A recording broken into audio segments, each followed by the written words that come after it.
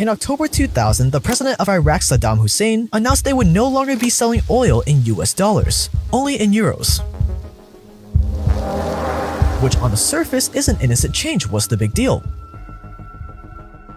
The big deal is that Iraq has the 5th largest petroleum reserves in the world, and in the 2000s it had become the world's 5th largest oil producer. So when Hussein decided to start selling oil in euros instead of dollars, the US wasn't too happy. By February 2003, he has sold over 3 billion barrels of oil for 26 billion euros. A month later, the US invaded Iraq. My fellow citizens, at this hour, American and coalition forces are in the early stages of military operations to disarm Iraq, to free its people, and to defend the world from grave danger. In an operation ironically called Operation Iraqi Freedom. They overthrew Saddam, and by June, just 4 months later, the country was back to selling oil in dollars.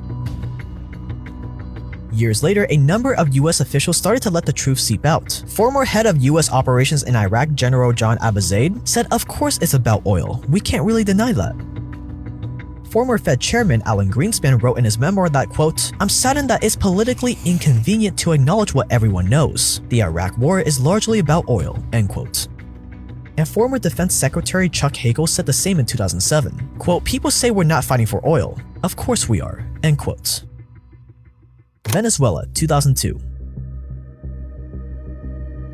Coincidentally, Venezuela also has large oil reserves. In fact, they have the largest proven oil reserves in the world. At the time, Hugo Chavez was in charge of Venezuela as the dictator president.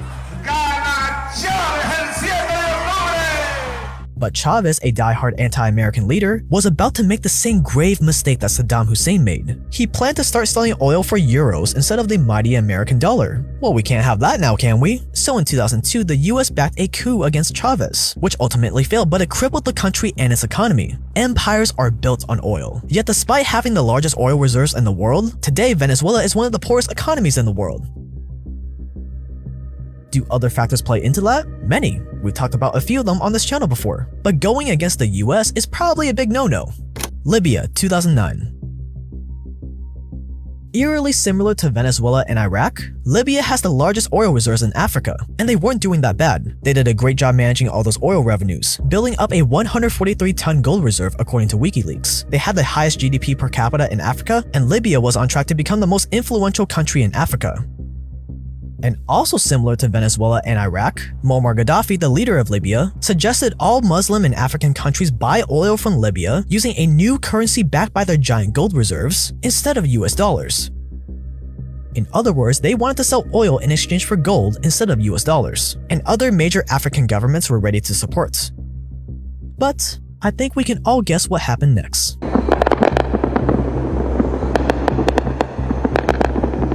NATO led a military coalition into Libya in the name of freedom, of course, and on August 20th, 2011, Muammar Gaddafi was executed by Libyan militias, backed by US drone strikes. Years later, it was discovered in Hillary Clinton's emails that NATO really wanted to overthrow Gaddafi's government, mainly because of this plan for an African gold-backed currency, supported by Libya's oil reserves. This was Libya before, and this is Libya today. A failed state with widespread poverty and an ongoing civil war. Why? Because each of these countries tried to break away from using the dollar as payment for their oil, and each of them faced the consequences of America's wrath.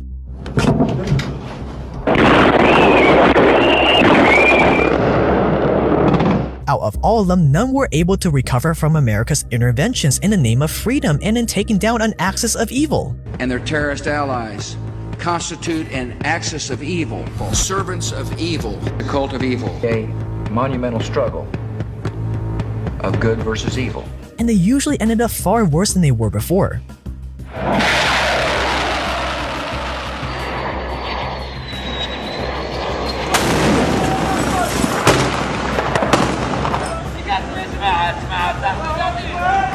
All these countries had problems, but all of these countries had huge economic potential despite their dictator leaders.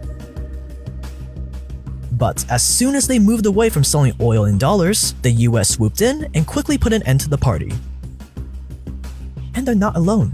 Which begs the question, Why is it so important for oil to be only sold in US dollars? What's the big deal? Why is America so quick to liberate people as soon as this oil for dollars arrangement is threatened?